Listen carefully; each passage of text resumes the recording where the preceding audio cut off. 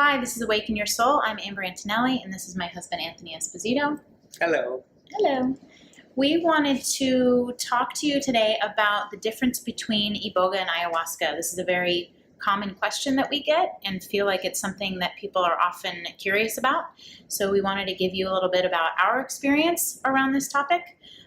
Of course, everybody has their own take, but we have extensive experience with both medicines. So just wanted to help clear some of that up. Do you want to start?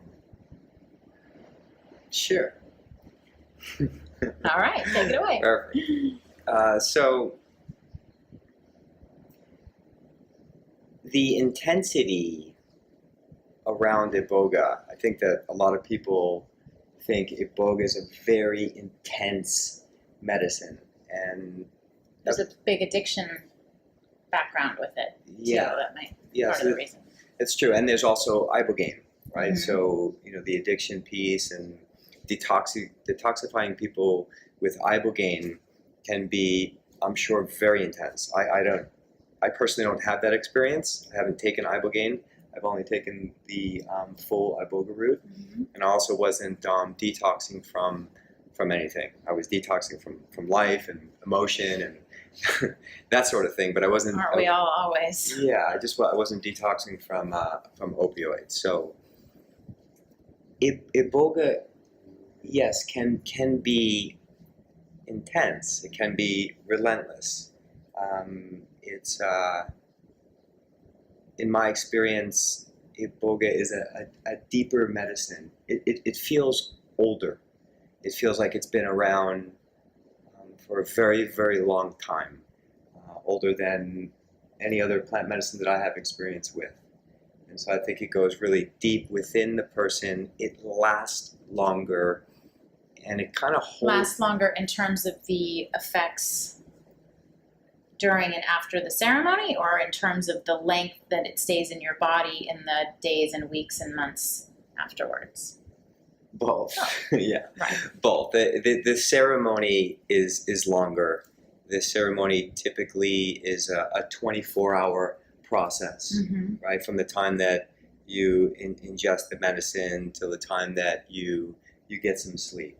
I would say that the strongest parts of the experience or the journey, the ceremony, are probably between like 5 to 10 hours. And then after, when it's really psychedelic. Yeah, when it's really strong and if there's some shaking in the body, if there's purging that's happening, and of course the music going at a very strong pace, and just I think the strongest effects are between 5 and 10 hours, but the overall experience is 24 hours until it's time to get some rest. And Iboga is it's a little different that way with Aya, where it holds on to you for a while. Right, whereas with ayahuasca, the ceremony is usually 4 to 6 hours, and then you get some sleep, and then the next day you're feeling right. Yeah. But there's a tendency there to go back to operating like you normally do, whereas with Iboga holds you in its space, in its healing space for longer. So it feels like there's a lot more work being done when you can't go back into operating at a normal pace. That's been my experience, because really in the day after the Iboga ceremony, usually you haven't slept, and usually this is actually where a lot of the powerful information comes in. The effects, the psychedelic aspect of the medicine has calmed down, and not everybody receives psychedelic effects. It affects everyone in a different way, but at least the intensity of the physical aspect of the medicine has worn down.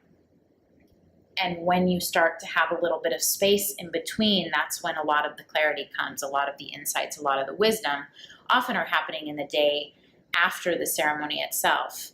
So if you could get right back up again and go back to being on the computer, moving around, I think the possibility of losing some of those insights and some of that wisdom is a lot greater. where with Iboga, you're in it for longer. So with ayahuasca, even though it's a really beautiful, powerful medicine, you recover a lot more quickly. So it feels to me like some of the information may get lost in the shuffle. Yeah, no, that's great. And often people that have done Iboga will say they really enjoy, believe it or not, this is not a joke. Enjoy in quotations. Yeah, there you go. Enjoy in quotations. But they understand deeply. So if they've done the medicine before, they understand deeply being immobile the next day, not being able to do much, to be in the hold of this beautiful medicine is extremely valuable. Extremely valuable, because we all know as humans, we're always doing, moving from one thing to the next, distraction to this distraction, and we're human beings, so it's like we want to spend more time being and less time doing. Yeah, and so Iboga really helps us to be. Yes, and one thing is for sure, that the medicine is not here to hurt us at all. It's here to protect us, to teach us, to share its wisdom with us, and to heal us. And for me, in my own personal experience,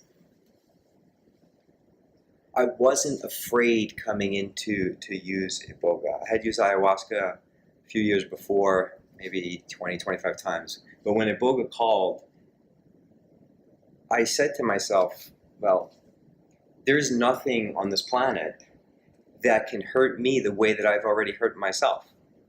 So I went in with that energy and that mentality, like this medicine's not here to drive me madder than I already am.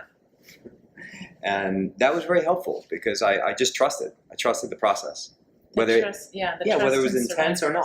Is a huge, huge part of it. Yeah, to completely just surrender to it, and whether it's intense, whether it's colorful, whether it's euphoric, whatever it's going to be is what it's going to be. And the medicine, Iboga, speaking of Iboga, because that's what we're working with, knows exactly what we need. It's crazy to say, but it's the truth.